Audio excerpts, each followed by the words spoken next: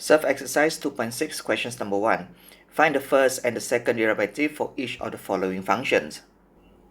For questions A, the first derivative, which is the dy dx, this will equal to 12x cubed minus 10x plus 2. And for the second derivative, it will be 36x squared minus 10. Questions B, for this part, we can write this as 2x to the power of negative 1. Then the first derivative will be 8x plus 2x to the power of negative 2, which is the same as 8x plus 2 over x squared. And for the second derivative, it will be 8 minus 4x to the power of negative 3, which is the same as 8 minus 4 over x cubed. Question C. The first derivative will be 8 brackets 3x plus 2 to the power of 7. Then differentiate the terms in the bracket, which is going to be 3. Then we can multiply the 8 with the 3. Then the answer will be 24 brackets 3x plus 2 to the power of 7. Using the same method, we're going to find the second derivative. 7 multiplied 24, which is equal to 168, then brackets 3x plus 2 to the power of 6. Then differentiate the terms in the bracket, which is going to be 3.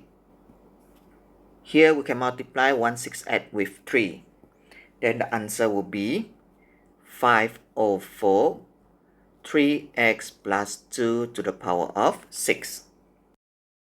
Questions number 2. Find the first derivative and the second derivative for each of the following functions. For questions A, I can write this function as x to the power of 1 over 2 plus x to the power of negative 2. Then the first derivative will be 1 over 2x to the power of negative 1 over 2 minus 2x to the power of negative 3. This is the same as 1 over 2x to the power of 1 over 2 minus 2 over x cubed. I can also write this as 1 over 2 square root x minus 2 over x cubed. And for the second derivative, it will be 1 over 2 times negative 1 over 2, which is negative 1 over 4, x to the power of negative 3 over 2, plus 6x to the power of negative 4. This is equal to negative 1 over 4x to the power of 3 over 2, plus 6 over x to the power of 4. I can also write this as negative 1 over 4 square root x to the power of 3 plus 6 over x to the power of 4. Questions B. So here I can write this as x to the power of 4 over x squared plus 2 over x squared. Simplify this, we're going to get x squared plus 2x to the power of negative 2. Then the first derivative will be 2x minus 4x to the power of negative 3, which is the same as 2x minus 4 over x cubed. And for the second derivative, it will be 2 plus 12x to the power of negative 4, which I can write also as 2 plus 12 over x to the power of 4. Question C. To find the first derivative, here we're going to use the quotient rule. So first copy the v, x plus 1. Then we're going to differentiate the u, which is going to be 2, minus copy the u, 2x plus 5. Then differentiate the v, which is equal to 1, over v squared, x minus 1 squared. Expand the numerator, then we're going to get 2x minus 2 minus 2x minus 5. So here 2x minus 2x will be cancelled. Negative 2 minus 5, which is negative 7. Then the final answer will be negative 7 over x minus 1 square. To find the second derivative, I'm going to write the first derivative as negative 7 bracket x minus 1 to the power of negative 2.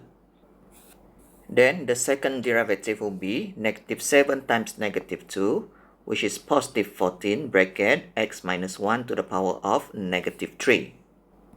Then differentiate the terms in the bracket, which is going to be 1.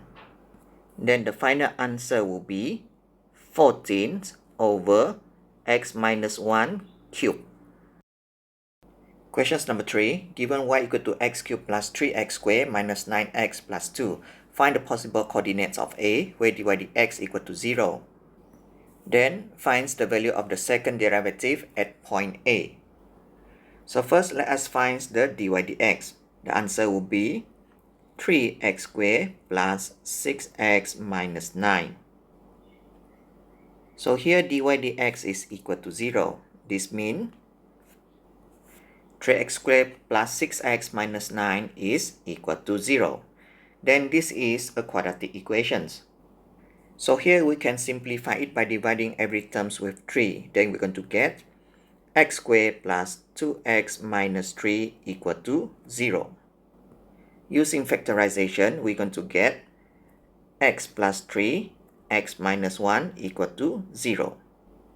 Then x is equal to negative 3 or x is equal to 1. These two values of x will be the possible x coordinates of point A. To find the y coordinate of point A, then we're going to substitute x equal to negative 3 and x equal to 1 into the equations. So when x is equal to negative 3, then the coordinate y will be 29. And when x is equal to 1, then the coordinate y will be negative 3. Then the possible coordinates of A will be negative 3, 29, and 1, negative 3. Next, we're going to find the second derivative. So based on the first derivative here, the second derivative will be 6x plus 6. To find the value of the second derivative at point A, we are going to substitute the x coordinates of the point A into the second derivative. So when x equal to negative 3, the second derivative will be negative 18 plus 6, which is equal to negative 12. And when x equal to 1, the value for the second derivative will be 6 plus 6, which is equal to 12.